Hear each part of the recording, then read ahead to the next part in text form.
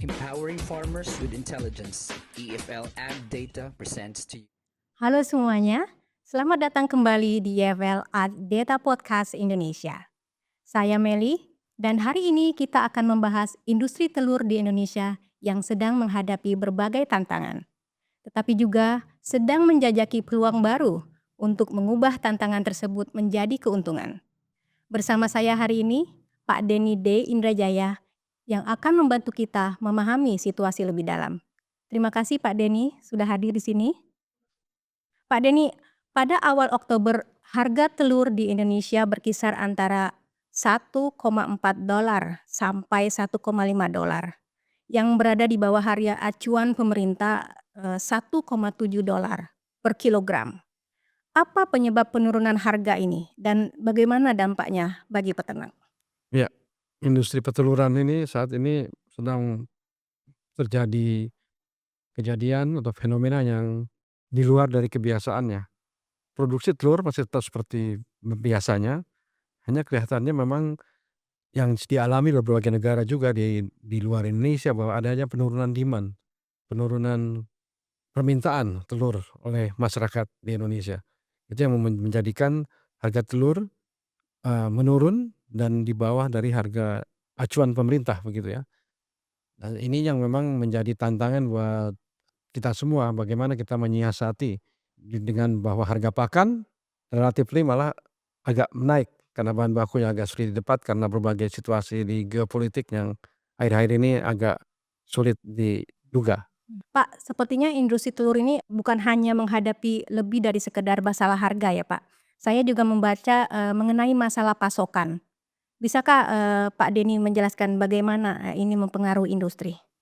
Sebenarnya pasokan relatifly tadi saya katakan stabil dan memang saat ini Bulog Indonesia melakukan berbagai subsidi khususnya untuk subsidi jagung yang menjadi bahan baku utama untuk para peternak ya, membuat pakannya sendiri. Ini yang kelihatannya bisa membantu peternak untuk bisa mendapatkan cost of production cost lebih murah dari biasa sehingga bisa menyiasati penurunan harga karena adanya supply dan demand. Supply yang tetap sedangkan demand yang menurun. Setelah itu juga ada berbagai perkembangan baru. Saat ini kita masih mengimpor banyak tentang adanya tepung telur. Tepung telur yang biasanya dari negeri India dan sekarang ada satu perusahaan swasta yang sudah bisa memproduksi tepung telur sendiri dengan kapasitas sekitar 10 sampai 20 ton per bulan. Nah, ini yang bisa dilakukan bahwa merupakan game changer untuk bisa membuat harga telur relatif stabil, tidak bisa terjun bebas karena penurunan daya beli dari masyarakat kita. Oke, berarti potensi produksi tepung telur ini di Indonesia ini sangat menjanjikan ya Pak ya? Sangat menjanjikan dan saya dengar juga bukan saya dengar bahwa perusahaan tersebut telah meningkatkan produksinya 2 kali lipat atau 3 kali lipat. Nah, saya lihat ini menjadi opportunity buat para peternak di Indonesia agar bisa mendapatkan keuntungan yang tetap layak sebagai peternak yang mandiri. Pak, tapi bagaimana pergeseran menuju produksi tepung telur lokal ini Pak dapat mempengaruhi atau dapat menguntungkan industri dan yang lebih penting untuk peternak? Jadi sebenarnya kan kita mengimpor tepung telur, egg yolk maupun albumin yolk segala macam lah itu tepung albumin, tepung kuning telurnya itu untuk industri makanan, industri kue, industri roti-rotian dan sebagainya. Juga industri minuman kemasan dan sebagainya. Pertumbuhan industri itu sangat menjanjikan di Indonesia, tumbuh sangat signifikan dan kita meningkatkan impor itu. Kalau kita bisa produksi sendiri di dalam negeri, itu kan menjadi artinya bahwa para peternak bisa dibeli dia punya kelebihan produksi untuk menyuplai industri tepung telur tersebut.